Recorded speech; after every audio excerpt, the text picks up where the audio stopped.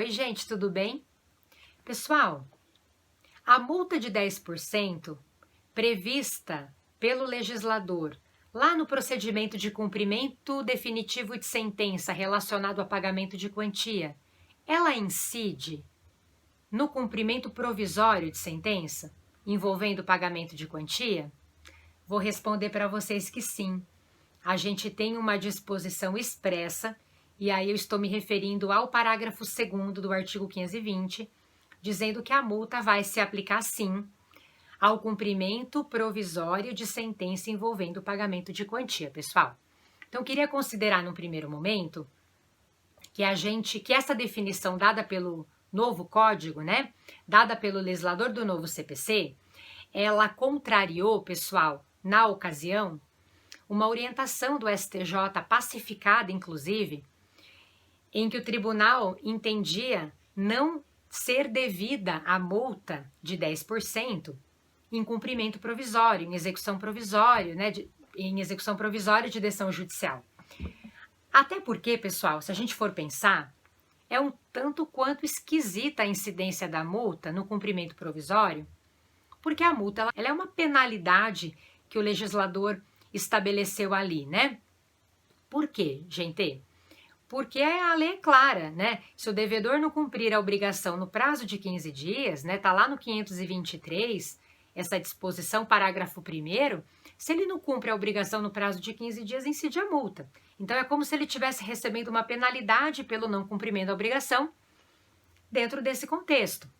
E aí é estranho a gente pensar, né? Como é que o executado está sofrendo uma penalidade no cumprimento provisório se a decisão não transitou em julgado ainda? Se tem um recurso tramitando que está impugnando aquela decisão que não tem efeito suspensivo, né? Mas tem recurso sem efeito suspensivo impugnando aquela decisão objeto daquele cumprimento provisório. Então, antes dessa definição, a pessoa já recebe uma penalidade pelo não cumprimento da obrigação.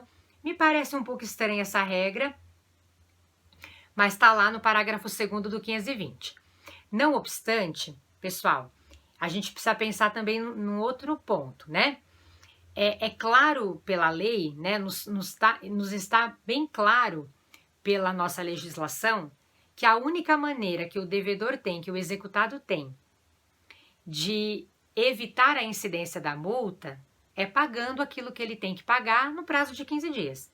Nenhum depósito que eventualmente ele faça em dinheiro com o objetivo de pedir efeito suspensivo à impugnação que ele vai manejar tem o condão de afastar a incidência da multa. Então, o teor da lei é esse, a gente tem um monte de decisão do STJ também nesse contexto, ok. E aí, o legislador me parece que ele precisou harmonizar isso, né? No que toca ao cumprimento provisório. Porque se é só o pagamento que tem o condão de evitar a incidência da multa, ele não poderia estabelecer a mesma regra para o cumprimento provisório, porque a gente poderia ter aí uma ideia de preclusão lógica. Como é que eu pago o que eu estou devendo se eu estou recorrendo daquela decisão? Atos incompatíveis. Então, para dar uma harmonizada nisso, pessoal, o que o legislador fez? Ele disse assim para o nosso executado, ó, executado, se você tá lá no cumprimento provisório, tem recurso tramitando sem efeito suspensivo com relação a essa obrigação, tá?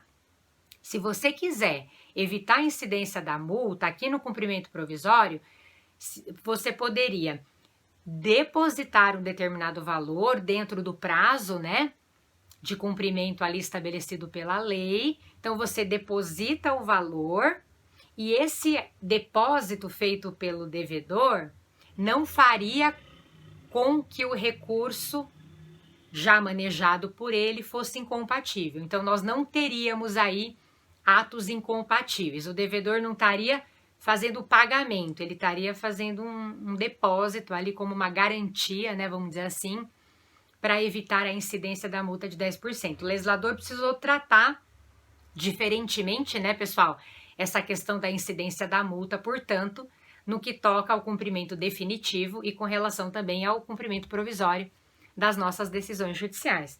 Essa previsão vem ali no parágrafo 3º do artigo 520, no seguinte contexto: se o executado comparecer tempestivamente e depositar o valor, com a finalidade de isentar-se da multa, o ato não será havido como incompatível com o recurso por ele interposto. Uma regra estranha, né, pessoal? Mas é o que está no nosso CPC, então resolvi fazer o vídeo de hoje com relação a esse tema que me parece bem importante e bem relevante. Muito obrigada, até semana que vem então. Beijo!